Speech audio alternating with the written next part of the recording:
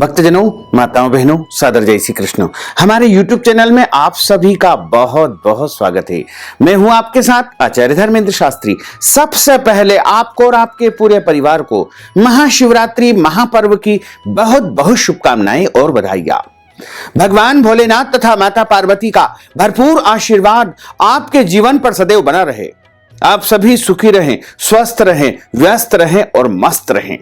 निरंतर उन्नति तथा प्रगति को आप प्राप्त करते रहें। आज हम आपको बताने जा रहे हैं कि महाशिवरात्रि के दिन आपको दो वस्तुओं को खा लेना है। इन दो चीज को खाने से पूरे वर्ष आपके घर में रुपए, पैसों, धन दौलत की कोई कमी नहीं आएगी। यानी आपका घर सुख शांति समृद्धि से भरा पूरा रहेगा। वैसे तो प्रत्येक माह की जो चतुर्दशी कृष्ण पक्ष की आती है उसे शिवरात्रि कहा जाता है, जिसे शिव चतुर्दशी के नाम से भी जाना जाता है। लेकिन फाल्गुन माह के कृष्ण पक्ष की जो चतुर्दशी तिथि होती है, जिसे महाशिवरात्रि के नाम से जाना जाता है। महाशिवरात्रि भोले बाबा का सबसे बड़ा त्योहार माना जाता है। महाशिवरात्रि से ठीक 9 दिन पूर्व शिव नवरात्रि का आरंभ हो जाता है और महाशिवरात्रि के दिन भगवान भोलेनाथ का माता पार्वती के साथ में पाणी ग्रहण संस्कार संपन्न हुआ था। कई ग्रंथों और पुराणों में यह भी बताया है कि महाशिवरात्रि के दिन प्रभु भोलेनाथ का प्रागट्य भी हुआ था। तो महाशिवरात्रि एक बड़ा पर्व माना जाता है और इस पर्व को सिद्धिदायक पर्व माना गया है। कल्याणकारी पर्व इसे माना जाता है। महाशिवरात्रि के दिन हमारे द्वारा जो भी उपाय किए जाएंगे, पूजा पाठ किए जाएंगे, आराधना तथा साधना की जाएगी, वह तुरंत फलदायी होगी। क्योंकि जितने भी देवी देवता हैं उनमें सबसे जल्दी यदि कोई देवता प्रसन्न होते हैं तो वो भोले बाबा है। और भोले बाबा भक्तों की मन वांछित कामनाओं को शीघ्र ही पूर्ण करते हैं। और उनके द्वारा यदि आप मन इच्छित या मन वांछित वरदान प्राप्त करना चाहते हैं तो आपको महाशिवरात्रि के दिन पूरी श्रद्धा, भक्ति एवं निष्ठा के साथ में उनकी पूजा तथा आराधना करनी चाहिए। महाशिवरात्रि का जो महापर्व है इस बार 1 मार्च 2022 मंगलवार के दिन है।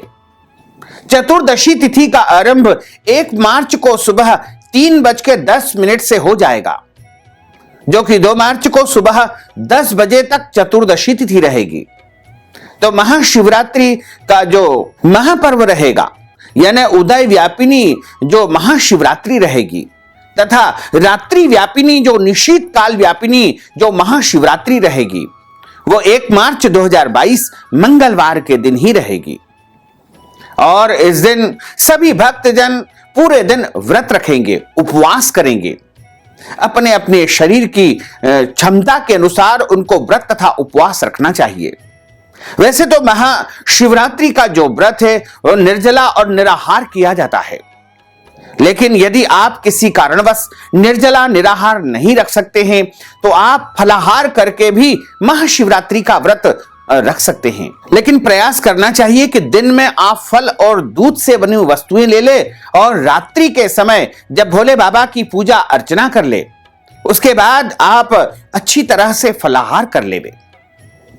इस तरह आपको भोले बाबा की प्रसन्नता के लिए महाशिवरात्रि का व्रत 1 मार्च 2022 मंगलवार को रखना है।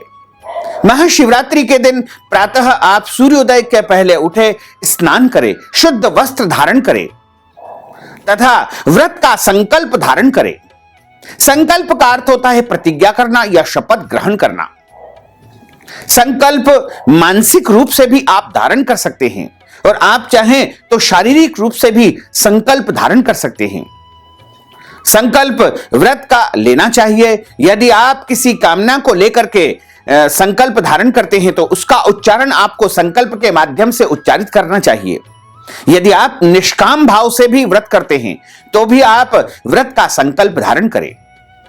इसके बाद भगवान भोलेनाथ का प्रातःकालीन वेला में स्नान करा करके दूध, दही, शहद, शक्कर, घी इत्यादि 5 वस्तुओं से अच्छी प्रकार से स्नान कराएं। फिर शुद्ध जल से बीच बीच में स्नान कराएं और उसके पश्चात चंदन के जल से स्नान कराएं। इत्र के जल से स्नान कराएं, शुद्ध जल से स्नान कराएं, भांग के जल से स्नान कराएं, भस्म के जल से स्नान कराएं तथा गुलाब जल से प्रभु को स्नान कराएं और गंगा जल से भगवान को स्नान कराएं। इन सभी वस्तुओं से स्नान करवाने के पश्चात उनको सफेद वस्त्र चढ़ाएं। भोले बाबा को सफेद वस्त्र अत्यधिक प्रिय होता है। सफेद कपड़ा उनको चढ़ाना चाहिए। उनको चंदन का तिलक लगाएं, भस्म का तिलक लगाएं और उसके बाद चावल को गीले करके भोले बाबा के ऊपर चढ़ाना चाहिए। चावल हमेशा गीले जब आप चढ़ाएंगे तो भोले बाबा को अत्यंत शांति प्राप्त होगी। उसके पश्चात भोले बाबा को आप बिल्व पत्र अर्पण करें। बिल्व पत्र हमेशा 3 पत्तों वाला ही अत्यंत शुभ माना जाता है। बिल्व पत्र में छिद्र नहीं होना चाहिए। कोमल बिल्व पत्र जिसको धो करके उसकी नीचे की डंडी तोड़ करके और उल्टा बिल्व पत्र भगवान भोले बाबा के ऊपर, शिवलिंग के ऊपर अर्पण करना चाहिए। जब आप बिल्व पत्र चढ़ाएं तो उसके समय, जब बिल्व पत्र चढ़ाते हैं उस समय आपको ओम नमः शिवाय इस पंचाक्षर महामंत्र का उच्चारण निरंतर करते रहना चाहिए और भगवान को अबीर गुलाल चढ़ाएं। क्योंकि महाशिवरात्रि के दिन भोले बाबा का विवाह हुआ था, इसलिए इस दिन आप हल्दी मेहंदी भी भोले बाबा को अर्पण कर सकते हैं। जलाधारी में वैसे भी पार्वती स्वरूपा जगदम्बा निवास करती है, तो वहां पर तो आपको हल्दी, मेहंदी, सिंदूर और सौभाग्य की वस्तुएं अर्पण करना चाहिए। और इसी तरह शिवलिंग के ऊपर तुलसी पत्र भी चढ़ाने का विशेष विधान है। कुछ लोगों ने यह भ्रम फैला रखा है कि शिव जी के ऊपर, शिवलिंग के ऊपर तुलसी जी का पत्ता नहीं चढ़ाया जाता है, लेकिन हम आपको बता दें कि कई पुराणों में और शास्त्रों में लिखा हुआ है कि तुलसी पत्र भोले बाबा को अर्पण करना ही चाहिए। इसमें कोई दोष नहीं होता है, क्योंकि भोले बाबा भगवान विष्णु के परम भक्त है और तुलसी जी भगवान विष्णु जी को चढ़ती ही है। शिवस्य हृदयम विष्णु, विष्णुश्च हृदयम शिवः। जब शिव जी के हृदय में भगवान विष्णु निवास करते हैं तो विष्णु जी के निमित्त आपको तुलसी तो अर्पण करना ही होगी। तो तुलसी जी भगवान भोलेनाथ को आप अर्पण करें। इसके पश्चात धूप दीप दिखाएं और उनको नैवेद्यम लगाएं। दूध से बनी मिठाइयां प्रभु को अर्पण करें और जो भी फल या फलाहार संबंधी वस्तुएं हैं जो आपने लिए तैयार की है, उनका भी भोग प्रभु को लगाना चाहिए। जो भोग आप लगाते हैं उसके ऊपर बिल्व पत्र रख करके 3 बार जल घुमाएं तथा पान का बीड़ा चढ़ाएं। एक बात जरूर ध्यान रखें कि शिवरात्रि की जो पूजा होती है, महाशिवरात्रि की जो अर्चना होती है, उसमें पान अवश्य ही चढ़ाना चाहिए। वैसे तो भोले बाबा की कभी भी आप पूजा करें तो बिना पान के पूजा न करें, उनको पान अवश्य चढ़ाएं। लौंग, इलायची, सुपारी चढ़ाएं। इसी तरह श्रीफल, नारियल चढ़ाएं। भोले बाबा के सम्मुख नारियल आपको अखंड श्रीफल चढ़ाना है। नारियल को वहां तोड़ना या फोड़ना नहीं है, पूरा का पूरा नारियल आपको भगवान को अर्पण करना चाहिए और उस नारियल को आप किसी भी मंदिर में बाद में दान कर सकते हैं, ब्राह्मण को भी दान कर सकते हैं और ऋतु फल चढ़ाएं तथा भगवान की आरती उतारें। इस तरह आपको भोले बाबा का विशेष पूजन अर्चन करना चाहिए। महाशिवरात्रि के दिन आपको ध्यान रखना चाहिए कि अन्न का सेवन बिल्कुल न करें। इस दिन आप फलाहार करें और एक समय 2 समय जितना आपका शरीर साथ देता है उसी तरह आप फलाहार कर सकते हैं। तथा महाशिवरात्रि के दिन आप जो है 4 प्रहर की पूजा अवश्य करें। वैसे तो 4 प्रहर जो होते हैं वो रात्रिकालीन 4 प्रहर माने जाते हैं। जैसे 1 मार्च 2022 मंगलवार को महाशिवरात्रि है, पूरे दिन पूजन अर्चन करें और सूर्यास्त के पश्चात यानी पहला प्रहर शाम को 6:30 बजे से आरंभ होगा, जो कि रात्रि 9:30 पर पहला प्रहर समाप्त हो जाएगा। दूसरा प्रहर रात्रि 9:30 से आरंभ होकर के रात्रि 12:30 बजे तक रहेगा। उसके बाद तीसरा प्रहर रात्रि 12:30 से आरंभ होकर के अगले दिन की सुबह 3:30 बजे तक रहेगा। उसके बाद चौथा प्रहर, जिसे अंतिम प्रहर कहा जाता है, वो सुबह 3:30 से आरंभ होकर के अगले दिन 6:30 बजे तक रहेगा। इन 4 प्रहरों में भगवान भोले बाबा की पूजा की जाती है, उनका अभिषेक किया जाता है, उनका श्रृंगार किया जाता है, उनको भोग लगाया जाता है, उनकी आरती उतारी जाती है। आप अपनी श्रद्धा, भक्ति और सामर्थ्य के अनुसार 4 प्रहर की पूजा भोले बाबा की यदि करेंगे तो आपकी मन वांछित समस्त इच्छाएं पूरी हो जाएगी। यानी आपकी जो जो भी कामनाएं होगी, जो जो भी मुरादें होगी, वो भोले बाबा अवश्य ही पूरी करेंगे। भोले बाबा भक्तों को अभय वरदान देते हैं। महाशिवरात्रि के दिन भोले बाबा अत्यधिक प्रसन्न अवस्था में रहते हैं। ऐसे में जो भी भक्त उनकी आराधना करेंगे या पूजा करेंगे, ओम नमः शिवाय का जाप करेंगे, या फिर उनको केवल जल मात्र भी यदि चढ़ा देंगे तो उनकी इच्छाएं पूर्ण कर देंगे। क्योंकि शिव जलधारा प्रिय, भगवान भोलेनाथ को जलधारा अत्यधिक प्रिय होती है। इसलिए कुछ न बन सके तो भोले बाबा को आप जल की एक धारा भी चढ़ा देंगे तो भोले बाबा उसे स्वीकार कर लेंगे। इसी तरह महाशिवरात्रि के दिन भांग चढ़ाई जाती है, जिसे विजिया कहा जाता है, भस्म चढ़ाई जाती है, और भोले बाबा की जो सबसे प्रिय वस्तु होती है वो होती है शमी पत्र, बिल्व पत्र, धतूरा, अकौवा, कनेर के पुष्प। लेकिन ध्यान रखें कि आप महाशिवरात्रि के दिन, चूंकि शिव चतुर्दशी रहती है और चतुर्दशी तिथि के दिन बिल्व पत्र तोड़ना वर्जित माना जाता है, तो इसलिए आप एक दिन पहले ही बिल्व पत्र तोड़ करके साफ सुथरा करके और धो करके तैयार कर लीजिएगा। यदि आप किसी कारणवश बिल्व पत्र नहीं तोड़ पाए हैं तो आप बाजार में जो बिल्व पत्र मिलते हैं उनको भी आप ला करके उपयोग कर सकते हैं। लेकिन स्वयं बिल्व वृक्ष से, यानी बिल के जो पेड़ होता है, उससे आपको बिल्व पत्र चतुर्दशी यानी महाशिवरात्रि के दिन नहीं तोड़ना चाहिए। यदि आप चाहें तो चढ़े हुए बिलपत्र, अन्य भक्त जन जो महादेव जी के मंदिर में शिवलिंग के ऊपर बिलपत्र चढ़ाते हैं, उनको उठा करके धो करके बार बार भोले बाबा को चढ़ा सकते हैं। इसी तरह बिल्व पत्र का चूर्ण भी भोले बाबा को आप अर्पण कर सकते हैं। साथ ही महाशिवरात्रि के दिन आपको झूठ नहीं बोलना चाहिए, क्रोध नहीं करना चाहिए, और कोई भी गलत या अनैतिक या पाप कर्म बिल्कुल नहीं करना चाहिए। क्योंकि महाशिवरात्रि के दिन जो भी कर्म आप करेंगे उसकी वृद्धि होगी। अच्छे कर्म करेंगे तो अच्छे की वृद्धि होगी, बुरे कर्म करेंगे तो बुराइयों की वृद्धि होगी। इसलिए आप उस दिन पूरी तरह से दृढ़ संकल्पित हो जाएं कि आज मैं कोई भी बुरा कर्म नहीं करूंगा, गलत काम नहीं करूंगा, पाप नहीं करूंगा, झूठ नहीं बोलूंगा, क्रोध नहीं करूंगा, बड़ों का या बुजुर्गों का अनादर अथवा अपमान बिल्कुल नहीं करूंगा। तथा महाशिवरात्रि के दिन दाढ़ी कटिंग बिल्कुल न करवाएं। शरीर के अंग के कोई भी बाल इस दिन न तो काटे, नहीं कटवाएं। इस दिन नाखून भी नहीं काटना चाहिए। महाशिवरात्रि के दिन लहसुन, प्याज, मांस, मदिरा का उपयोग बिल्कुल नहीं करना चाहिए। मसूर की दाल महाशिवरात्रि के दिन बिल्कुल नहीं खाना चाहिए।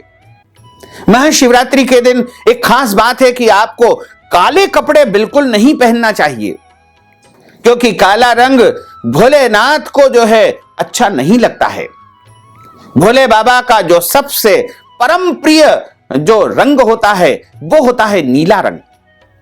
इसके अलावा सफेद रंग भी उनको प्रिय है, पीला रंग भी प्रिय है, लाल वस्त्र भी प्रिय है, लेकिन काले रंग से आपको इस दिन बचना चाहिए।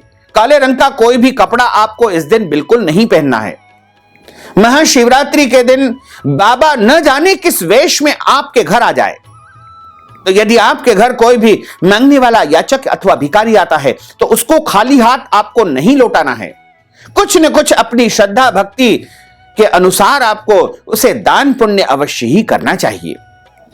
और इसी तरह महाशिवरात्रि के दिन आपको जो है गौ सेवा भी करनी चाहिए। गौ माता की सेवा करने से समस्त देवी देवताओं की सेवा और पूजा हो जाती है। इसी तरह महाशिवरात्रि के दिन आपको नंदीगण यानी बैल की भी सेवा करनी चाहिए। और महाशिवरात्रि के दिन आपको यदि आपके घर परिवार में किसी तरह से कोई जन्म अथवा मृत्यु का सूतक लग जाता है तो ऐसी अवस्था में भी आप व्रत तो कर सकते हैं, लेकिन पूजन पाठ नहीं कर सकते हैं। व्रत के सभी नियमों का भी आप पालन कर सकते हैं। माताएं बहनें मासिक धर्म या पीरियड की अवस्था में महाशिवरात्रि के दिन यदि अचानक आ जाती है तो ऐसी अवस्था में व्रत भी करे और व्रत के सभी नियमों का भी पालन करे, लेकिन भगवान का स्पर्श और पूजन अर्चन उनको नहीं करना चाहिए। महाशिवरात्रि के दिन यदि आप व्रत करते हैं और कोई बीमारी है, आपको दवाई इत्यादि लेना है तो आप दवाई ले सकते हैं। दवाई लेने में किसी भी प्रकार का कोई दोष नहीं होता है। इसी तरह महाशिवरात्रि के दिन यदि आप भोले बाबा की प्रिय वस्तु, जो कि यदि आप खा लेंगे तो निश्चित तौर से भोले बाबा की आपके ऊपर कृपा बरसेगी और पूरे साल आपके घर में धन दौलत वैभव की कोई कमी नहीं आएगी। भोले बाबा की सबसे परम प्रिय वस्तु होती है बिल्व पत्र, और बिल्व पत्र का जो फल होता है जिसे हम बिल्व फल कहते हैं, बेल फल भी जिसे कहा जाता है, बिल्व फल जिसे बिल्ला भी कहा जाता है। और बिल्व फल यदि आप महाशिवरात्रि के दिन या रात्रि में खाएंगे, भोले बाबा को चढ़ाने के बाद प्रसाद रूप में स्वयं ग्रहण करेंगे, तो आप निश्चित मानिएगा कि भोले बाबा की अपार कृपा आपके जीवन पर बरसेगी और पूरे साल आपके घर में धन दौलत वैभव की कोई कमी नहीं आएगी। क्योंकि बिल्व पत्र का जो फल होता है जिसे बेल फल या बिल्व फल कहा जाता है, उसमें साक्षात लक्ष्मी निवास करती है और लक्ष्मी प्राप्ति के लिए बिल्व फल से हवन भी किया जाता है। लेकिन यदि आप महाशिवरात्रि की रात्रि में या दिन में भगवान को बिल्व फल चढ़ाने के पश्चात उस फल को थोड़ा सा भी यदि खा लेंगे तो भोले बाबा अत्यधिक प्रसन्न हो जाएंगे और आपके घर में धन दौलत वैभव सुख शांति समृद्धि से भरपूर कर देंगे। इसी के साथ दूसरी वस्तु है खीर। यदि आप व्रत करते हैं तो आप फलाहारी खीर बना करके उसका भोग भोले बाबा को लगाएं और भोग लगा करके प्रसाद रूप में स्वयं उस खीर को ग्रहण करें, क्योंकि खीर भगवान भोलेनाथ को अत्यधिक प्रिय है और खीर माता महालक्ष्मी को भी अत्यधिक प्रिय है। ऐसे में यदि आप महाशिवरात्रि के दिन या रात्रि में खीर का भोग लगा करके स्वयं प्रसाद रूप में ग्रहण करेंगे, खाएंगे, तो आप निश्चित मानिएगा कि भोले बाबा की अपार कृपा आपके जीवन पर सदैव बनी रहेगी और आपके घर में रुपये पैसों की धन दौलत की कोई कमी नहीं आएगी और आपके घर में सुख शांति समृद्धि का वास बना रहेगा। इसी तरह महाशिवरात्रि का जो भक्तजन व्रत करते हैं उनको महाशिवरात्रि के दिन ब्राह्मण को बुला करके रुद्राभिषेक भी करवाना चाहिए और यदि ब्राह्मण नहीं मिलते हैं तो स्वयं भी पंचामृत से भगवान का स्नान कराने के पश्चात रुद्राभिषेक अपने घर में कर सकते हैं। दूध की धारा लगाते हुए पंचाक्षर मंत्र ओम नमः शिवाय का आप जाप करते रहेंगे तो भी रुद्राभिषेक का ही आपको पुण्य फल प्राप्त होगा। इसी तरह महाशिवरात्रि के दिन अथवा रात्रि में भगवान भोलेनाथ का विवाह भी आप संपन्न कर सकते हैं, क्योंकि इस दिन भोले बाबा का माता पार्वती के साथ में विवाह संपन्न हुआ था। तो भोलेनाथ का विवाह उत्सव भी इस दिन आपको धूमधाम से मनाना चाहिए। मध्य प्रदेश के उज्जैन यानी अवंतिका में बाबा महाकाल के मंदिर में महाशिवरात्रि से पहले 9 दिन पूर्व ही शिव नवरात्रि का आरंभ हो जाता है और भगवान को इस दिन अनेक प्रकार के श्रृंगार किए जाते हैं और भोले बाबा का विशेष श्रृंगार किया जाता है और 9 दिनों तक बाबा महाकाल का धूमधाम से विवाह उत्सव बनाया जाता है तथा महाशिवरात्रि के दिन उनका विशेष पूजन अर्चन किया जाता है और धूमधाम से महाशिवरात्रि का महापर्व मनाया जाता है। और इस अवसर पर भोले बाबा को केवल वर्ष में एक बार हल्दी भी चढ़ाई जाती है, क्योंकि महाशिवरात्रि के दिन भोले बाबा का माता पार्वती के साथ विवाह संपन्न हुआ था। तो भोले बाबा दूल्हे बनते हैं और जब दूल्हे बनते हैं तो दूल्हे को हल्दी हम सभी लगाते हैं। इसी तरह भोले बाबा को महाशिवरात्रि के महापर्व पर हल्दी भी चढ़ाई जाती है और इस समय हल्दी चढ़ाने से सौभाग्य की वृद्धि होती है। जिन कुंवारे लड़के का या लड़कियों का विवाह नहीं हो रहा है उनको भोले बाबा का विशेष पूजन अर्चन करके और शिवलिंग के ऊपर महाशिवरात्रि की रात्रि में या दिन में हल्दी अवश्य चढ़ाना चाहिए। ऐसा करने से उनका शीघ्र विवाह संपन्न होगा और उनकी मनवांछित कामनाएं अवश्य ही पूर्ण हो जाएगी। तो भक्तजनों, माताओं, बहनों, अगर आप महाशिवरात्रि के निमित्त रुद्राभिषेक करवाना चाहते हैं या फिर आप शिवार्चन करवाना चाहते हैं या महाशिवरात्रि के निमित्त महामृत्युंजय मंत्र का जाप करवाना चाहते हैं या आप पार्थिवेश्वर पूजन करवाना चाहते हैं या फिर महाशिवरात्रि के निमित्त कोई भी पूजन अर्चन अथवा अनुष्ठान यदि आप हमारे माध्यम से करवाना चाहते हैं तो आप अपना नाम तथा गोत्र हमें भेज दीजिएगा और इसके निमित्त नगद धनराशि हमारे पेटीएम के माध्यम से, गूगल पे के माध्यम से, फोन पे के माध्यम से या अकाउंट नंबर के माध्यम से भेज करके महाशिवरात्रि का संपूर्ण पुण्यफल अवश्य प्राप्त कर लीजिएगा।